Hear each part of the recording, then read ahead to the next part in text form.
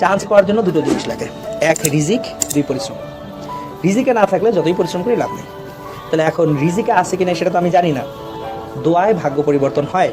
সুতরাং বেশি বেশি দোয়া করতে হবে, আল্লাহ তাআলার সঙ্গে কানেক্টিভিটি বেশি বেশি রাখতে হবে, রাত জেগে পড়ার প্র্যাকটিস করার থেকে রাত জেগে তাহাজ্জুদের প্র্যাকটিসও করতে হবে।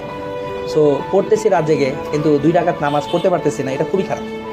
সুতরাং আমার চেষ্টার পাশাপাশি চাইতে হবে কার কাছে, যিনি দেওয়ার মালিক। সুতরাং এইখানে সবচেয়ে বড় অ্যাডভান্টেজটা হচ্ছে আমার যদি আল্লাহ তাআলার সঙ্গে কানেক্টিভিটিটা ভালো থাকে তাহলে আমরা কখনো হতাশ হব না। আমাদের হতাশার প্রথম কারণ হচ্ছে আমি চেষ্টা করে পাইলাম না, রিজিকের উপর বিশ্বাস হারানোটা হতাশ হওয়ার প্রথম কারণ।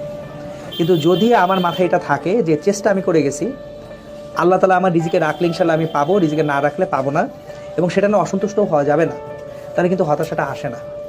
সো তোমরা যারা ছোটো মানুষ, তোমাদের বয়স একেবারে, আমি বলবো যে তোমরা তোমাদের লাইফ কেবল শুরু করতে যাচ্ছ।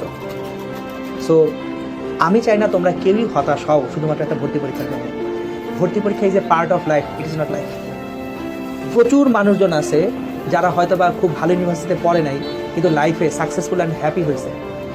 সো পরিশ্রম থামানো যাবে না, হাল ছাড়া যাবে না, মন খারাপ করা যাবে না।